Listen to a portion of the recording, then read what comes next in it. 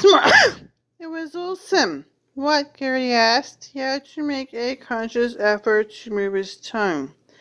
Garrity takes a warming while he's still fresh and gets an idea where the limit is.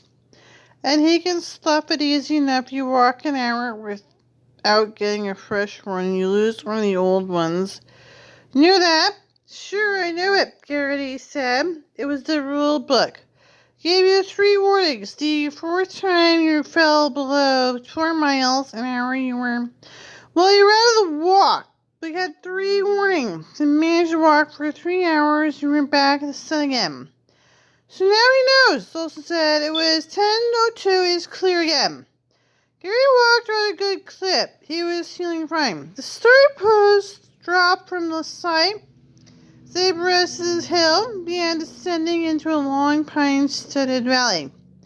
Here and there were rectangular fields, with the earth was just freshly turned.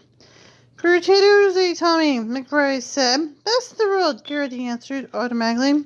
For Maine Baker's? Yeah, downstate. Looked up ahead. Several boys were drawn away from the main group, making perhaps 6 miles an hour.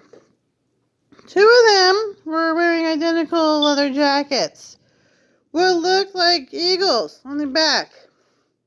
Temptation to speed up, but Gary refused to be hurried.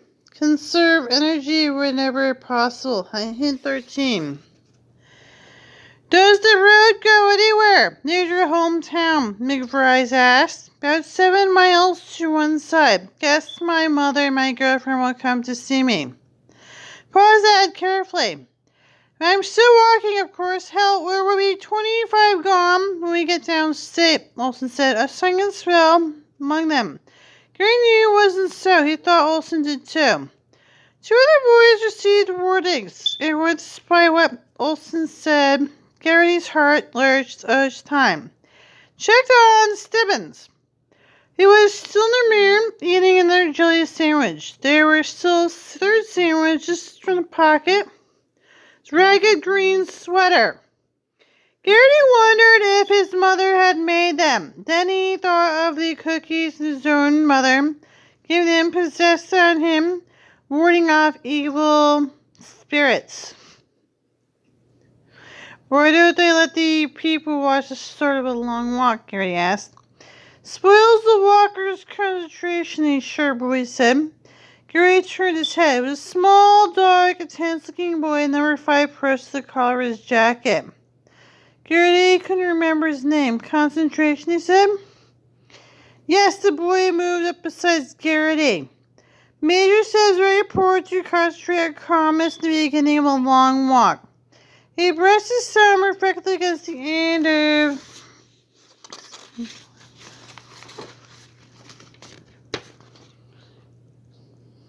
his rather sharp nose. There was a bright red pimple there. I agree. Excitement, crowds, TV later. Right now, all we need to do is focus. He stared at Garrity with his hooded, dark brown eyes. Said again, focus. All he was focused on picking him up and laying him down, Olsen said. 5 looked insulted. You have to pace yourself. You have to focus yourself. You have to have a plan. I'm Gary Barkovich. By the way, my home is Washington, D.C. I'm John Carter. Olsen said my home is Bursum, Mars. Barkovich curled his lips in contempt. Dropped back. There's only one cuckoo in every clock, I guess, Olsen said. But Garrity thought Barkovich was thinking pretty clearly, at least until one of the guards called. Warning, 5. All 5 minutes later. Got a stone in my shoe, Barkovich said, raucously. Soldier didn't reply. He dropped off the half-track and stood on the shoulder. The road opposite Barkovich. On his hand, he held a stainless steel chronometer, just like Major's. Barkovich stopped quickly. He took off his shoe. It's the type helmet, dark, intense, his olive-style face shiny with sweat. Paid no attention when the soldier called. Second warning. 5. Set his smooth his sock carefully over the arch of his foot. Uh-oh, Olsen said. They all turned around.